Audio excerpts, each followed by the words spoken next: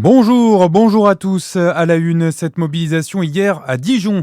400 personnes ont manifesté contre le futur centre de rétention administrative à Longwy, qui sera construit sur l'ancienne base aérienne 102, un lieu d'enfermement pour personnes étrangères en situation irrégulière et sous le coup d'une OQTF.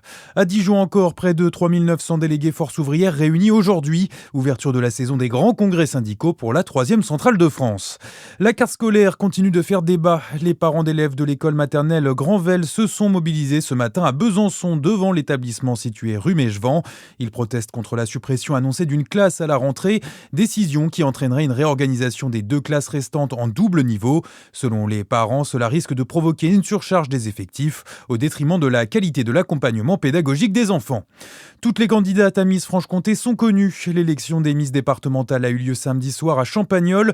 Et pour le Jura, c'est une jeune femme originaire de Raon qui a été sacrée. Elle s'appelle Théodora Dragomir-Pérodin. La bisontine Lila Monzaco représentera le Doubs. Des incivilités à répétition qui suscitent la colère dans une commune du Jura. C'est la ville de Moret qui pousse un coup de gueule contre les dépôts d'encombrants qui se multiplient. Léo Ardourel. Oui, chaque semaine, les agents des services techniques doivent intervenir pour ramasser des meubles, des cartons, des sacs et autres objets abandonnés autour des points de collecte, des interventions qui représentent une charge de travail supplémentaire importante au détriment d'autres missions, alerte la mairie de Moret qui rappelle que les conteneurs semi-enterrés ne sont pas des déchetteries municipales. La ville dénonce des comportements profondément irrespectueux et indique que des caméras nomades ont récemment été installées sur plusieurs sites. Objectif, identifier les auteurs de dépôts sauvages pour les verbaliser.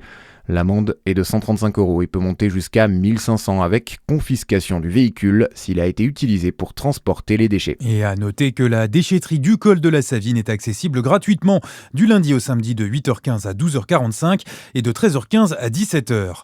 Dans l'actualité internationale, la pression monte à 2 jours de la fin du cessez-le-feu entre les États-Unis et l'Iran. Les Iraniens ont annoncé qu'ils ne se rendraient pas aux négociations organisées aujourd'hui au Pakistan. Une délégation américaine menée par J.D. Vance est bien attendu sur place ce lundi. En attendant, Emmanuel Macron lui va parler dissuasion nucléaire en Pologne. Le président français doit rencontrer aujourd'hui le Premier ministre polonais Donald Tusk. Et puis en football, la course au titre relancée en Ligue 1. Après la victoire de Lens vendredi en ouverture de la 30e journée, le Paris Saint-Germain a été battu pour le match de clôture. Défaite 2-1 face à Lyon au Parc des Princes. Le PSG ne compte plus qu'un point d'avance sur Lens. Lyon monte sur le podium. Les sports locaux, il faisait partie des meilleures chances françaises ce dimanche. Le cycliste bisontin Romain Grégoire de la Groupama FDJ a pris la 4e place de l'Amstel Gold Race, la première des 3 classiques ardennaises de la saison. Prochaine échéance dès mercredi avec la Flèche Wallonne, avant Liège-Bastogne-Liège dimanche. Voilà pour l'essentiel de l'actualité. À suivre votre météo sur Fréquence Plus.